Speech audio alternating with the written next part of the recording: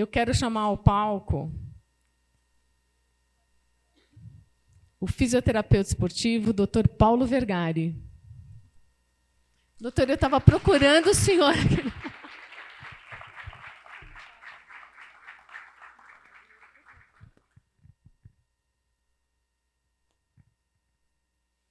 Eu quero chamar o atleta profissional Newton Fernandes, mais conhecido como Acerola.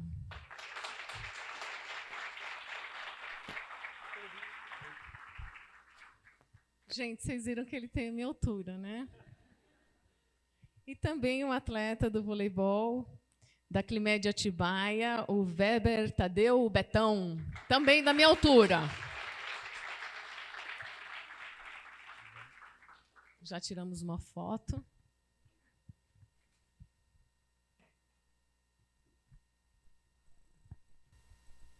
Eu achei o máximo falar sobre fisioterapia esportiva, porque eu não sei vocês, mas todo lugar que eu vou tem uma TV e tem um pessoal fazendo fisioterapia esportiva. E aí eu fiquei pensando, falei, caramba, será que quem quer ficar bem, não seria melhor, ao invés de ir numa academia, procurar um fisioterapeuta esportivo? Porque aquilo é tão dedicado, é tão personalizado, né?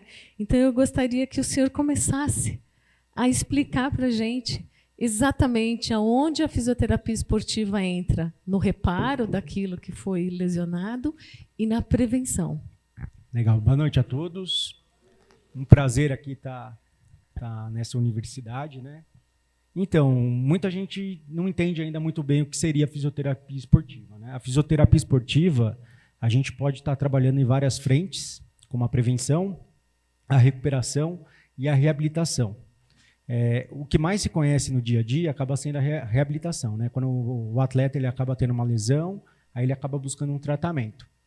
Essas outras áreas hoje em dia vêm crescendo, que é a questão da prevenção e da recuperação, né? E o que difere, de repente, uma fisioterapia esportiva, uma parte da musculação e tudo mais? Nem sempre a gente precisa ter uma lesão para estar procurando o fisioterapeuta, tá? A parte de performance, geralmente ela vai estar voltada para a parte de educação física, e isso a gente acaba tendo ali uma linha bem tênue, né?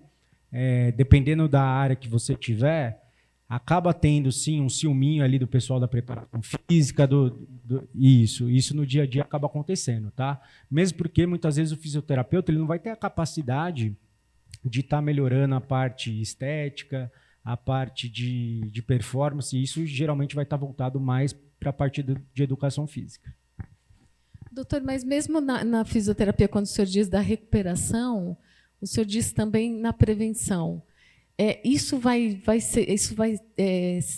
diferencia de esporte para esporte, certo? Por exemplo, na prevenção, o que eu vou cuidar num esportista do voleibol, por exemplo, né? É diferente de um futebol, suponho, ou não? É holístico, se trata de todos os músculos e... Não. Na verdade, a gente faz o quê? A gente faz, por exemplo, eu trabalhei em clubes onde na pré-temporada, eu trabalhei em clubes de futebol, né? Onde na pré-temporada a gente fazia uma análise de todos os dados de todos os atletas, e aí durante todo o campeonato aí a gente conseguia mensurar se esses dados continuavam com aquele nível basal ou tinha alguma alteração. Porque isso acaba mostrando se aquele atleta tem uma alta probabilidade de lesão ou não. Mas essa questão de modalidade, a lesão vai estar diretamente voltada para cada modalidade e para o tempo de exposição que esse atleta vai estar durante treinamento e jogo. Muito interessante. Meninos, que bom tê-los aqui. Eu gostaria que cada um de vocês falasse um pouco como é esse cuidado do clube de vocês, né? Esse acompanhamento multidisciplinar. Aqui nós estamos falando da fisioterapia, mas nós falamos no primeiro painel sobre a saúde mental, né? Sobre a equipe multidisciplinar. Por favor. Boa noite. Bom, lá já passei por vários clubes, né? Mas onde eu estou hoje, atualmente, temos cuidado de fisioterapeuta, psicólogo, preparador físico e massagista também. Então, é uma rede grande ali que cuida da gente na pré-temporada, no meio da temporada. É uma rede bem grande, assim, né? Eles são bem... Como posso dizer? São muito bem preparados para a gente, sabe?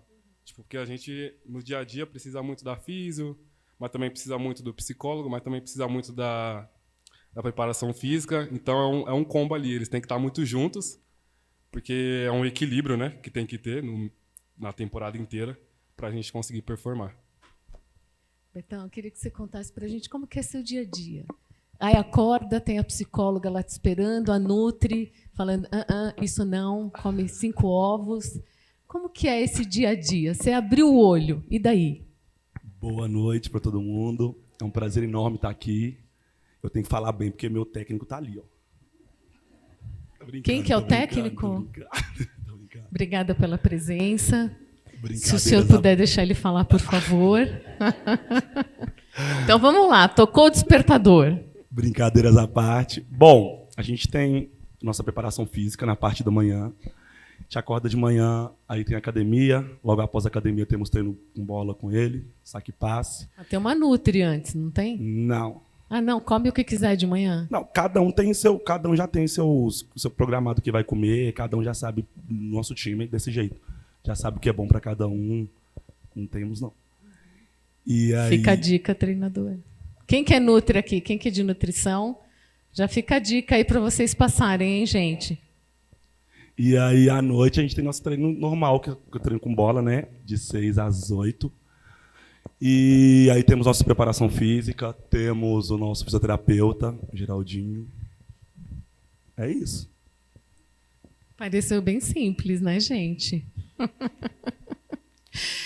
Cerola, eu queria te perguntar o seguinte, você disse que vem de vários clubes, né? Conta um pouco da tua trajetória até aqui. Bom, eu comecei um pouco tarde, né? Comecei com 18 anos. Geralmente não acontece, né? Começam mais novos. Mas comecei com 18 na escola, assim. Minha professora sempre me chamava e eu nunca ia. Até que no final do ano ali, eu acabei cedendo, fui treinar uma vez e acho que eu acabei me apaixonando de primeira. E aí eu fui fazer peneira no Centro Olímpico, que é um time de São Paulo. E aí não passei.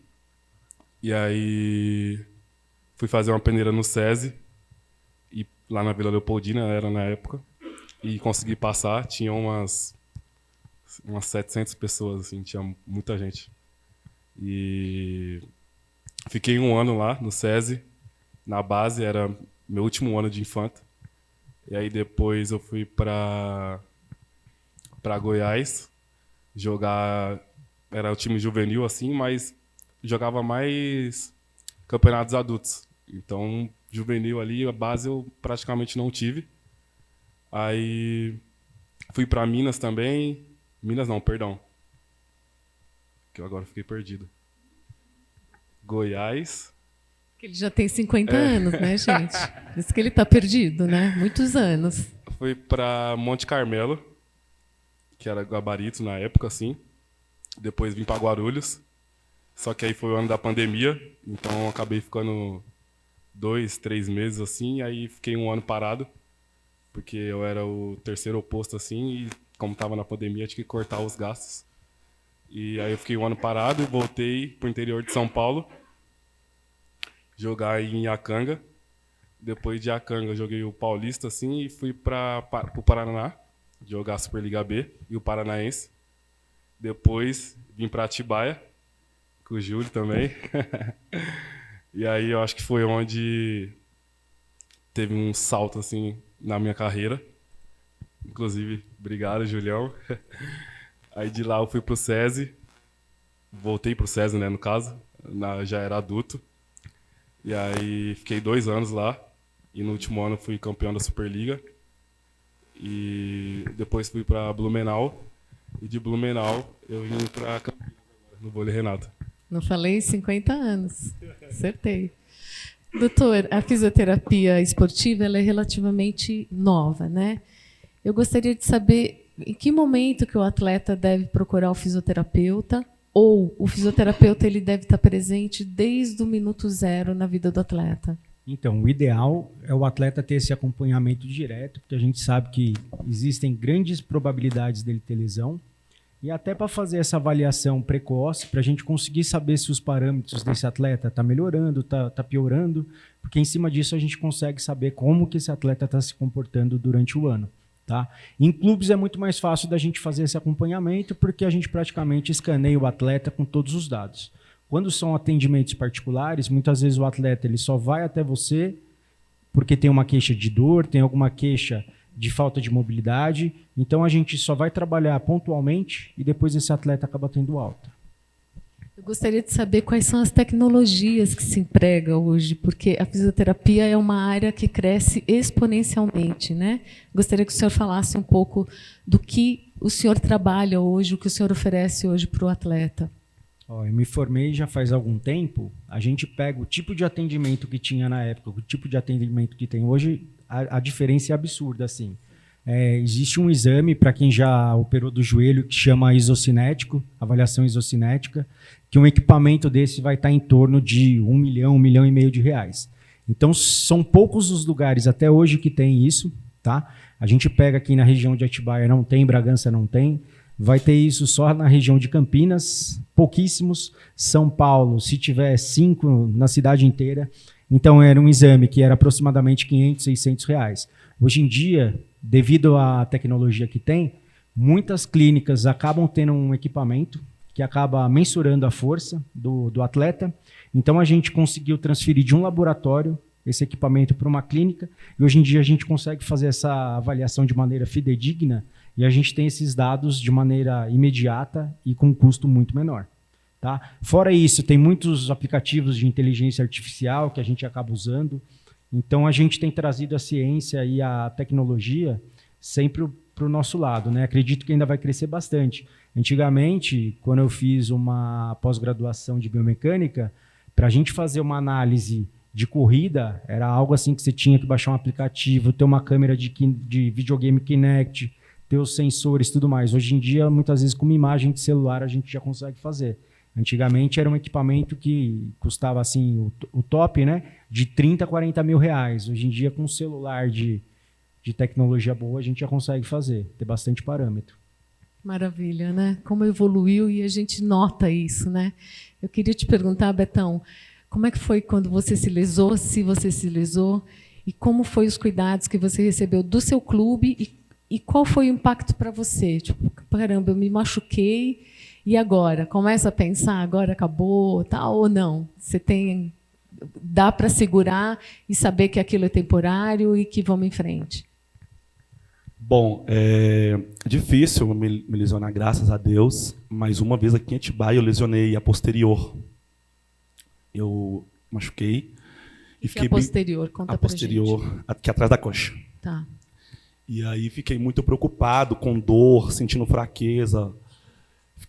Conversei com o Júlio, conversei com o nosso fisioterapeuta, tive atendimento fisioterapêutico, fui afastado dos treinos, tomei remédio, foi muito bom, deu muito certo. Melhorei, acho que fiquei 15 dias afastados, 20 dias afastados, e voltei. E aí você teve o apoio de psicóloga, precisou desse apoio ou não? Você deu conta, com 15 dias você já estava jogando de novo, então tudo bem? Não é exatamente uma ameaça? Minha mãe era uma psicóloga muito boa. Aí não dá, né, gente? E funcionava aqui assim, ó. Então, o Ebert, Tadeu, Betão, sempre lidei muito bem com isso. Claro que na hora me senti muito mal. Nossa, cara, machuquei, todo mundo treinando. Todo mundo ali firme, e eu ali afastado dos treinos. É muito foda pro atleta isso. Às vezes está vendo todo mundo treinando e você ali afastado porque está lesionado, você não sabe quando você vai voltar. Tem um prognóstico sempre do fisioterapeuta, mas às vezes não é para todos, né? Cada um tem ali uma base. E aí, só que eu lidei muito bem com isso. Depois desses 15 dias, tá bom, vamos, bora pro jogo de novo. Tem a questão da preparação, né, doutor? Quanto melhor preparado está o atleta, menos ele vai se lesionar, né? Exatamente. Se ele tiver uma força boa, uma mobilidade boa, dificilmente ele vai ter algum déficit de desequilíbrio de musculatura, a probabilidade é que não tenha lesão, né? Mas isso também não é uma certeza, tá? A chance existe, mas ela acaba diminuindo. Tanto que no Red Bull era expressamente proibido a gente falar de treinos preventivos. Por quê? Porque senão a gente estava assinando perante o técnico que não podia ter lesão. Então, era expressamente proibido a gente falar, porque o chefe do departamento médico falava, poxa, isso é trabalho preventivo, então se tiver alguma lesão, o treinador vai vir brigar falando que não está fazendo direito. Então, a gente tinha que usar algumas artimanhas ali, mudar o nome do treinamento para conseguir fazer com os atletas. Acerola, e você? Conta pra gente, já se machucou, já se lesionou, já ficou stand-by lá, tendo que se recuperar ou não? Já me lesionei, mas não Como foi? Não foi nada muito sério assim. Só uma vez, que foi quando eu era base, que foi no primeiro ano assim que eu joguei, eu torci o tornozelo. Foi uma coisa muito nova para mim, porque primeiro que eu estava começando, né? Então tudo era novo para mim. Mas foi no meio de um campeonato, que seria a primeira vez que eu ia viajar, seria de avião, primeiro campeonato de tudo. Então eu acabei ficando meio um pouco mal de cabeça, vamos se dizer. Mas sim, conversei com a psicóloga, desabafava assim, e ela me ajudava bastante. E pô, na físio eles trabalham as coisas muito rápidas assim. Tipo, terminei o treino assim, já fui para físio, já fizeram gelo, comprensa. E aí só que é um trabalho ali, né? É aquele mês todo você só indo para físio. E aí tem que trabalhar bastante a mente também, não só a lesão ali, mas a mente também, para você voltar bem melhor do que você parou, né? E aí eu queria saber assim, uma vez lesionado e tratado, pode voltar para a quadra, rola um medo de, puxa, agora eu vou pular, agora eu vou bater, agora meu pulso, meu ombro, fica assim, tem uma diminuição da performance ou entra com aquela confiança total que o fisioterapeuta... Não, volta com medo, bastante receio. Mas primeiro que o corpo protege muito. Você pode explicar melhor essa parte, mas o corpo protege muito, a gente não consegue fazer as coisas como era antes. Tipo, você não consegue correr igual você corria, o corpo dá uma travada. Então acontece bastante isso. Então, vai voltando de pouco em pouco. Vai, treina ali uns 30 minutinhos, aí sai. Aí no outro dia vai progredindo, aí volta assim da lesão. E você, Betão, também? Quando entrou na quadra, você lembrou da sua mãe? Total, lembrei, com certeza. Melhor jogar. Com certeza.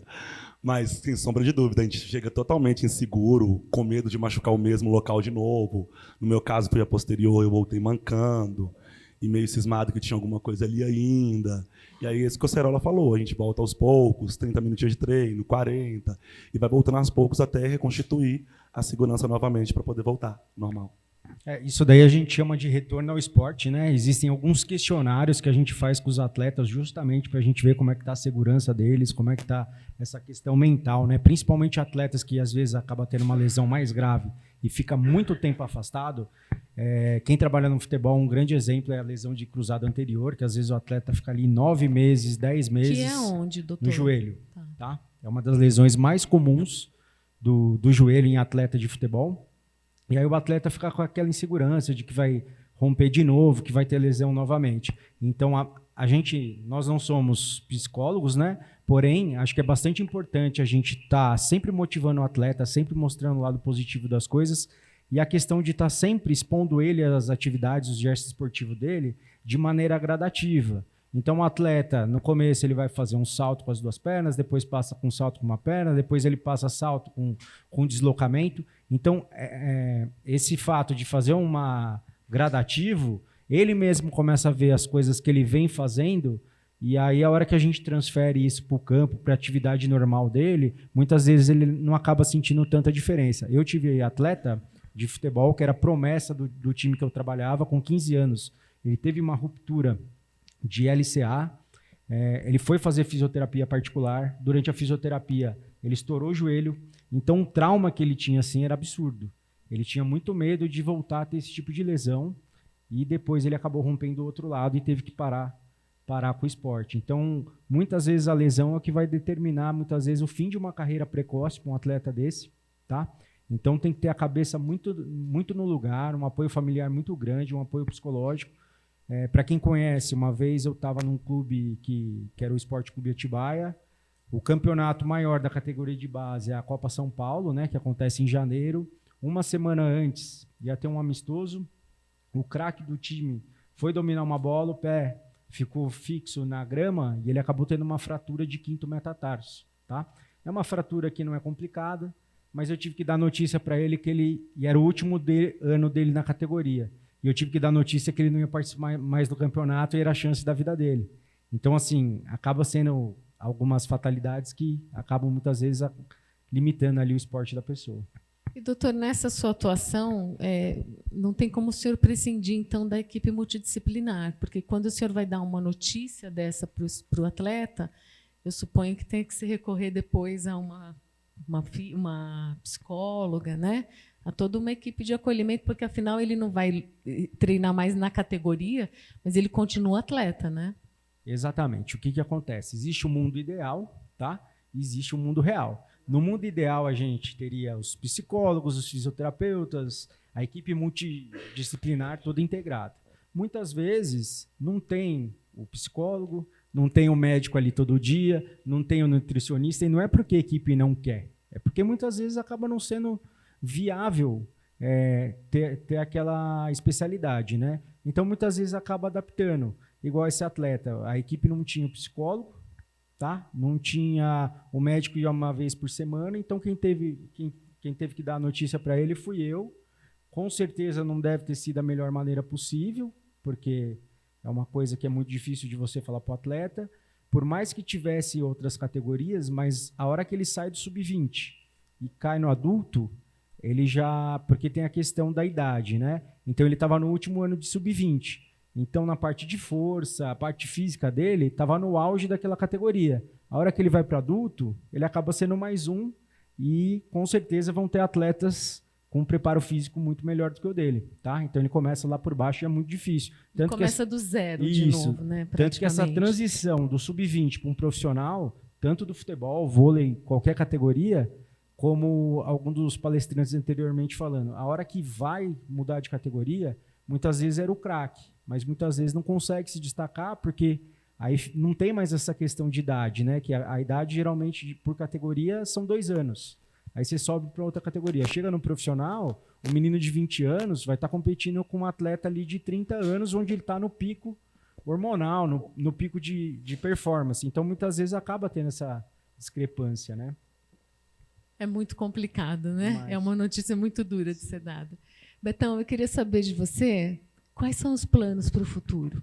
Aonde você está hoje? Como é que você se vê como atleta? Como a sociedade te acolhe? Eu acho isso também muito importante. E quais são os planos? Bom, eu me formei também. Tem 12 anos que eu estou em Atibaia. No meio dessa loucura de 12 anos, eu me formei. Sou fisioterapeuta também. Estou no esporte ainda, jogo vôlei ainda por Atibaia, represento a equipe de Atibaia ainda. Pretendo continuar até o corpo aguentar. Quando o corpo não aguentar mais, eu vou seguir minha carreira como fisioterapeuta. Já estou na área como fisio também. E aí, estou seguindo. Na verdade, isso mudou muito, né? Antigamente, eu fui atleta de voleibol pelo São Caetano Esporte Clube, né? Na minha época, fazia 25, acabou, né? Hoje a gente teve aí o Bernardinho, que foi até, sei lá, teve que alguém falar para ele, deu, né? E performando, por incrível que pareça, né? Então, é um longo futuro aí. Que bom, muito legal. Acerola, e você? Onde você está? Para onde você vai? Bom, eu ainda pretendo ficar muito tempo no vôlei, né? Quantos anos? Quanto você acha que eu tenho? 50, já falei, né, gente? Eu já dei a dica aqui. Eu tenho 25. É um bebê, né? Vamos combinar. Mas quero realizar muitos sonhos ainda na minha vida, no vôlei, extra vôlei também. E no esporte? No esporte. Mas quero ser campeão de muita coisa ainda, pisar em muitos lugares. Ah, não, campeão de muita coisa ainda é muito genérico, né, gente? Por quê? Porque é. Não, quero ser campeão. Então vou falar os títulos que eu quero. Então vai lá. Quero ser mais uma vez campeão da Superliga. Quero ser campeão mundial. Quero ser atleta olímpico. São esses. Teu treinador está aqui também, não? Não, meu treinador não veio, não. Ah, então tá. Não. Doutor, ouvindo essas crianças falarem, né? Qual é o futuro que o senhor vê para a medicina do esporte? Né? Porque eles são provavelmente indivíduos que vão chegar com muito mais idade do que os precederam, né? O que o senhor vê no futuro da medicina do esporte? Não, a gente consegue ver que a questão da idade não é mais uma coisa tão precoce, né? A gente pega principalmente o futebol, o atleta com 30 anos, 28, já praticamente era final de carreira. Hoje em dia a gente teve um atleta que é o Zé Roberto, que jogou no Palmeiras, que chegou a mais de 42 anos de idade, jogando em alto nível. Então acredito que a ciência tem vindo para a vida dos atletas para a gente, inclusive, aumentar esse tempo de vida atlética, né? Que antes, tanto por lesão quanto por idade, muitas vezes o atleta acabava tendo que deixar a sua rotina de atleta, né? Um dos casos que é bem legal a gente ver é a superação que o Ronaldo Fenômeno teve, né? Aquela vez que ele teve a lesão de tendão patelar. Era uma lesão que antigamente era o fim de uma carreira. E aquilo ali levou muitas vezes tanto o Ronaldo a uma superação, quanto os outros que depois acabaram tendo a mesma lesão e conseguiram se recuperar. A lesão de cruzado anterior, há anos atrás, era um bicho-papão. Hoje em dia é uma lesão grave, uma lesão complicada, mas o atleta consegue voltar numa alta performance. Ele consegue. Muitos clubes, até clubes que eu trabalhei, o atleta que tinha uma lesão dessa, muitas vezes o clube não contratava, porque falava, não, vou pegar um problema que não, lá na frente vai trazer prejuízo. Isso também tem passado um pouquinho, já não é mais assim. Então, acho que a medicina de esporte, do modo geral, vai acabar prolongando cada vez mais a vida do atleta, fazendo com que ele tenha uma performance cada vez maior. Eu vou fazer uma pergunta bem leiga, assim. Uma vez lesionado, fica bom mesmo? Fica Depende. Igual antes de lesionar? Depende, tá? Existem lesões que muitas vezes acabam diminuindo a performance do atleta, a gente não consegue reestabelecer o 100%, mas a gente pode dizer que um tratamento adequado, com certeza ele vai ter um prognóstico bom, tá? Isso de falar, o atleta teve tal lesão, não vai jogar mais, é muito difícil, tá? Acontece, mas acredito que aí, por tudo que vem acontecendo, a gente consegue ter um respaldo bem legal e fazer com que esse atleta volte da melhor maneira possível. É claro que existem casos que, infelizmente, não consegue, até porque tem coisas que são cronificadas e tudo mais, acaba sendo um pouco mais difícil, tá? Mas, de modo geral, acredito que os atletas têm respondido de maneira muito boa.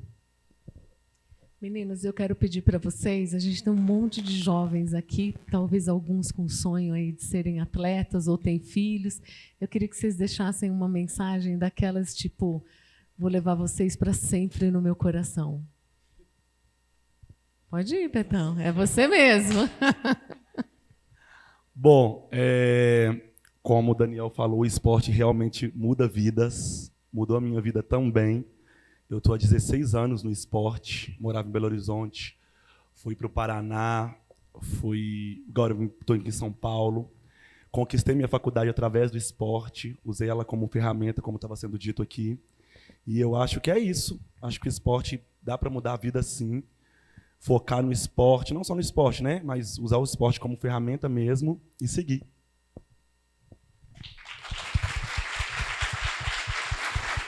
Viu? Nem doeu. A Cerola está com você. Acho que independente da situação, do que vem pela frente, a gente não pode desistir, porque falo por mim mesmo, porque tive muitas adversidades nessa trajetória e mesmo assim não deixei de lado o meu sonho, sempre foquei nele. E acho que é isso que eu passo lá na minha escola que eu estudava também, que tem um projeto lá, que não podem desistir. O sonho realmente é real, dá para correr atrás. E é isso.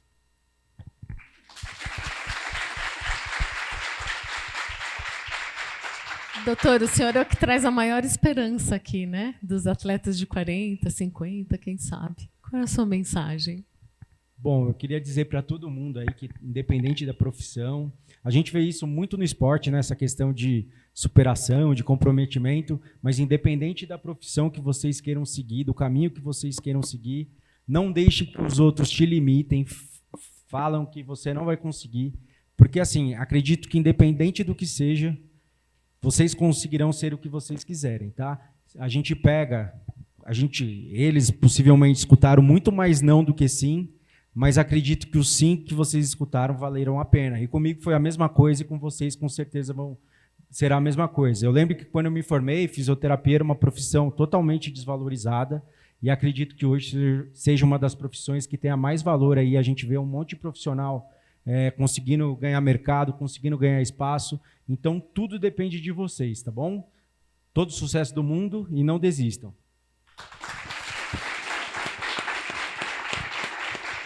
Obrigadíssima pela presença de vocês, um painel super simpático, foi muito legal. Eu quero pedir uma salva de palmas para os 3 ao mesmo tempo.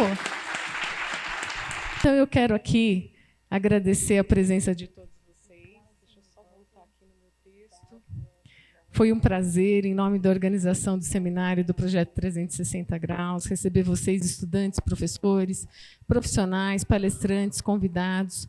Foi uma jornada incrível, espero que vocês tenham gostado. Esse é só o primeiro seminário de muitos que virão, e nós queremos chamar vocês para participarem. Deixem seus comentários, postem nas mídias sociais, digam o que vocês acharam, porque para nós faz muita diferença ter o olhar de vocês, que são o futuro do esporte.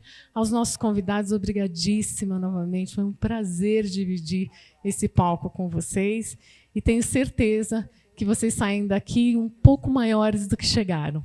A todos, muito obrigada, o meu boa noite e boa semana.